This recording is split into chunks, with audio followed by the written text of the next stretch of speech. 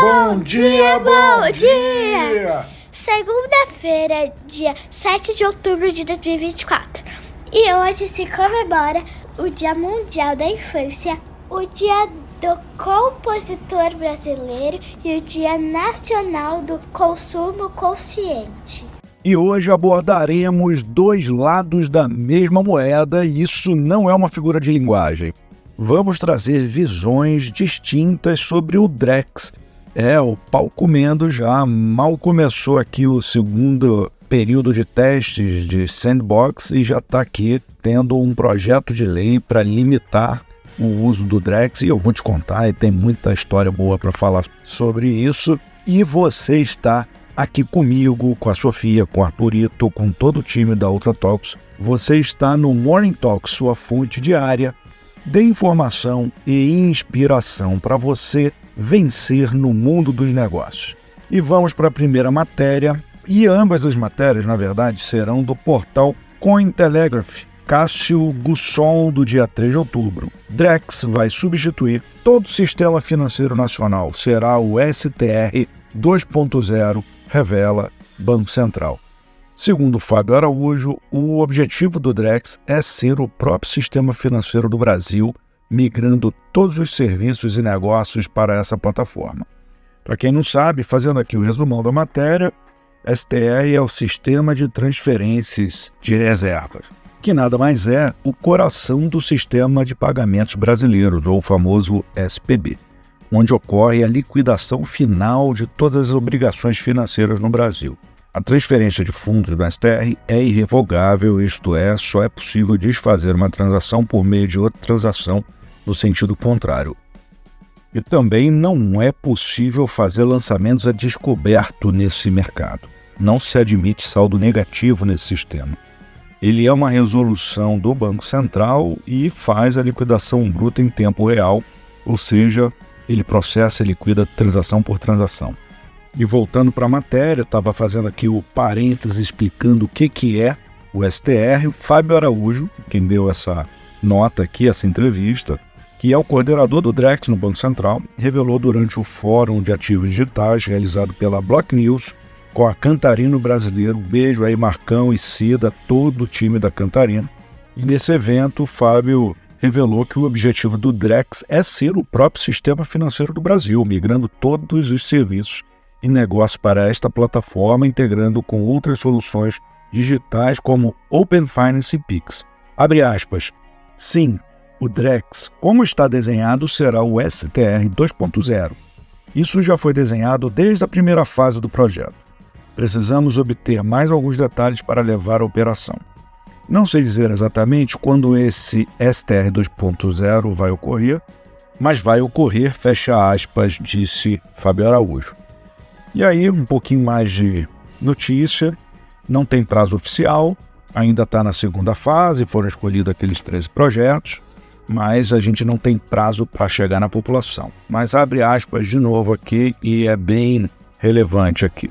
O que estamos tentando fazer é levar esse projeto para teste com a população, para entender como ela reage e absorve esses novos negócios, e assim determinar o nível de escalabilidade necessário para o sistema. Quando pensamos em interoperabilidade, escalabilidade e segurança cibernética, esses são aspectos fundamentais. Com esses pontos bem estabelecidos, poderemos avançar para os testes com a população. Nessa fase, a escalabilidade e interoperabilidade não serão limitantes, e esses testes nos ajudarão a definir o tipo de interoperabilidade e o grau de escalabilidade necessários. Temos um cenário em que, no diagrama que mostrei, há duas opções: um sistema completamente separado ou completamente interoperável. Provavelmente adotaremos o máximo possível de elementos internos ao sistema e interoperaremos apenas o estritamente necessário. Os testes com a população nos ajudarão a definir o que deve ser integrado à mainnet e o que pode ser interoperável. O ponto crucial é superar o desafio da privacidade. Uma vez que essa questão esteja resolvida, poderemos avançar para a segunda fase da arquitetura e então seguir em direção aos testes com a população e depois ir para a produção, disse. Fecha aspas. Trazendo aqui mais outra fala, O Drex é muito mais que uma moeda, ele é uma plataforma que vai abrir novas possibilidades para os participantes do mercado oferecerem serviços financeiros de maneira mais ampla à população, disse Araújo, fecha aspas. Resumindo então, pessoal, aqui tem muita gente querendo participar, vai ter mais 2 novos integrantes desse projeto como xerifes, já tem o Banco Central e a CVM, mas também tem mais 2 reguladores que ele diz aqui que são reguladores do mercado de automóveis e do mercado imobiliário. Não diz a matéria, mas imagino que seja Detran e algum representante do sistema de cartório brasileiro, não sei, não faço ideia. Mas fazendo aqui uma leitura geral, trocar o STR pelo Drex é uma grande eficiência, vai tirar ali alguns players que trabalham dentro do sistema que hoje é a B3, a Núclea, CIP, toda essa rede que dá sustentação e registros. Imagino que eles possam ser afetados ou, de uma certa forma, se readaptar ali, que inclusive tem o processo de Sistema Especial de Liquidação e Custódia, que é a Selic. E vou deixar também no link da matéria a página que conta aqui como é que funciona o STR. E aí a gente sabe que o blockchain tem sim capacidade de virar esse grande motor, tem escalabilidade, tem capacidade de processamento, tem isso tudo, tem um custo que possa ser também uma boa notícia, né? Trazendo para um custo menor de processamento, dado que tem que passar com várias entidades que devem cobrar ali uma fatia relevante desse processo. Mas estamos aqui vendo um lado positivo do Drex. Agora vamos para a próxima matéria e vamos ver quais são os lados negativos que foram trazidos. Então vamos aqui para uma matéria do próprio Cointelegraph Brasil, um grande portal, vale a pena você conhecer, a matéria de Walter Barros, do dia 2 de outubro. Deputada bolsonarista diz que o Drex representa controle estatal, entre aspas, e apresenta projeto para frear o real digital. Juliana Zanata argumenta que a CBDC brasileira, que é o Drex para quem não sabe, defende manutenção do papel moeda e liberdade de escolha. A deputada federal Júlia Zanata apresentou no final de agosto o projeto de lei 3.341, que é uma proposta que proíbe a extinção do papel moeda em território nacional e torna facultativa a adoção de moeda digital emitida pelo Banco Central. Sigla em inglês é CBDC. O projeto contempla 7 artigos que, em linhas gerais, limitam o controle do Banco Central, resguardando a liberdade dos usuários.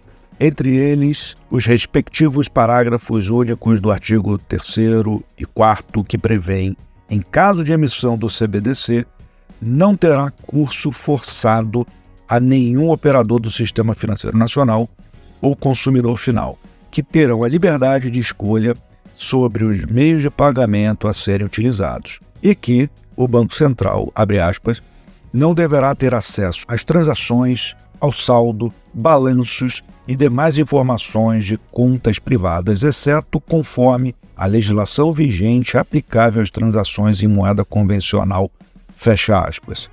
Mais um parágrafo fala, ao não se restringir ao Drex, cujo piloto em desenvolvimento pelo BC contempla um ecossistema fechado, a deputada está aqui deixando claro que ela está preocupada e se antecipando a possíveis rumos que o CBDC, que é a criptomoeda do Banco Central, pode ser tomada ou pode ser transformada no futuro.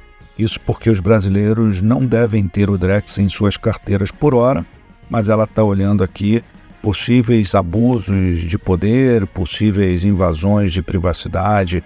Ela está trazendo aqui uma forte visão que o cidadão tem que ser livre, tem que ser extremamente preservado, que o Banco Central não possa usar isso.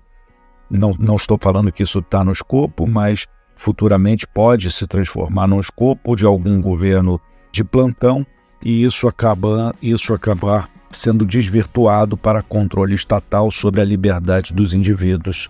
Recentemente teve aqui um representante do Itaú em algum evento que ele deixou muito claro isso, acho que ele também falou isso de maneira muito livre, muito tranquila, não pensando nas repercussões, mas ele acabou falando que o Banco Central vai ter um poder sobremaneira de controle sobre o uso dos recursos, né, da moeda fiduciária na mão dos cidadãos brasileiros. E aí vou abrir aspas aqui. Ele é essencial para garantir a liberdade econômica, pois oferece um meio de pagamento acessível e confiável para todas as camadas da sociedade, incluindo aquelas que não têm acesso à tecnologia digital. O dinheiro físico é necessário para a realização de transações diárias, especialmente em regiões rurais e entre populações de baixa renda, que dependem dele para a subsistência, justifica Juliana Zanato. E aí outra aspas dela aqui. O real digital permite um monitoramento extensivo das transações financeiras dos cidadãos, possibilitando ao governo um nível de controle sem precedentes sobre a vida financeira de cada indivíduo. Isso poderia levar ao cancelamento financeiro de opositores políticos e críticos do governo, bloqueando suas contas e limitando seu acesso a recursos essenciais.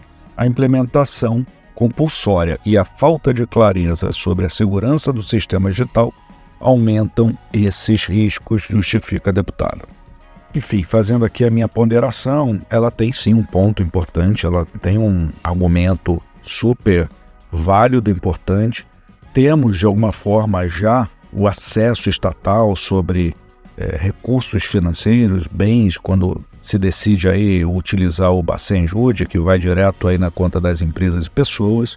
É discutível isso, porque em alguns momentos é um uso abusivo do poder judiciário, ainda numa instância muito baixa, mas também foi uma forma do Brasil conseguir ali a sua segurança jurídica, dado que a gente também tem um perfil de inadimplência extremamente alto, de não conformidade aí com as relações e obrigações. Então foi um avanço também para que decisões judiciais pudessem ser executadas, terem êxito e dar perenidade ou dar continuidade ali no processo legal e ter famílias aqui com a sua vida resolvida, porque a justiça conseguiu fazer acesso ali a bens. Mas, em todo lado aqui, a gente está vendo uma preocupação legítima que podemos encontrar no futuro relações estatais, autoritárias sobre a população brasileira. Não vivemos isso nesse momento, já tivemos isso no passado, mas quem tinha seu dinheiro guardado ali no colchão ou de outras formas saiu com seu benefício. Imagina isso também na Argentina recentemente, quase que a população que tinha poder aquisitivo relevante, tirou o dinheiro do país, levou o dinheiro para criptomoedas, se indexou em outra forma e conseguiu ali preservar. Imagina governos como Venezuela também. Enfim, temos que ponderar sim. Eu acho que a deputada tem um conceito interessante, importante.